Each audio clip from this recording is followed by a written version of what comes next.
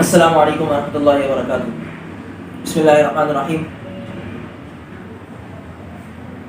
اسلامیات کے اندر سورۃ الاحزاب الدرس الرابع page number 45، گزشتہ کلاس کے اندر آیت نمبر 1 سے لے کر 5 تک تلاوت ہوا، اس کا ترجمہ اور تفسیر، اور اسی آیت نمبر 1 سے لے کر 8 تک کے متعلق جو 2 سوال تھے ان کو بھی ہم نے تفصیلاً بیان کیا۔ آج کی کلاس میں انشاءاللہ آیت نمبر 6، 7 اور 8 کی تلاوت بمعنی ترجمہ ہوگی۔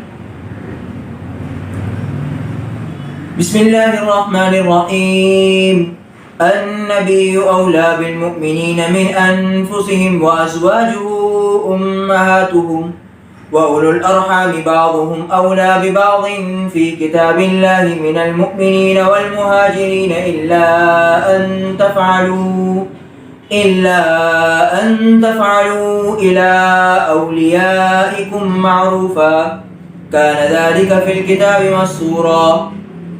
پیغمبر مومنوں پر ان کی جانوں سے بھی زیادہ حق رکھتے ہیں، اور پیغمبر کی بیویاں ان کی مائیں ہیں، اور رشتہ دار آپس میں کتاب اللہ کی روح سے مسلمانوں اور مہاجروں سے ایک دوسرے کے ترکے کے زیادہ حقدار ہیں، مگر یہ کہ تم اپنے دوستوں سے احسان کرنا چاہو تو اور بات ہے۔ یہ حکم کتاب یعنی قرآن میں لکھ دیا گیا ہے۔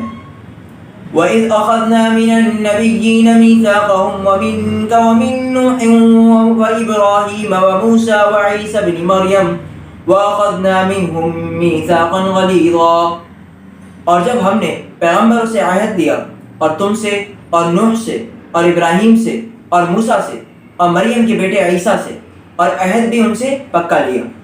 لِيَسْأَلَ الصَّادِقِينَ عَن صِدْقِهِمْ وَأَعَدَّ لِلْكَافِرِينَ عَذَابًا أَلِيمًا، تاکہ سچ کہنے والوں سے ان کی سچائی کے بارے میں دریافت کرے، اور اس نے کافروں کے لیے دکھ دینے والا عذاب تیار کر رکھا ہے۔ صدق اللہ العلی العظیم۔ انشاءاللہ آئندہ کلاس کے اندر سورہ احزاب الدرس الرابع حصہ با آیت نمبر 9 سے لے کے 20 تک کے متعلق تلاوت، ترجمہ اور تفسیر، اور اسی کے ساتھ انشاءاللہ اس کے متعلق سوالات بھی ذکر کیے جائیں گے۔ جزاک اللہ۔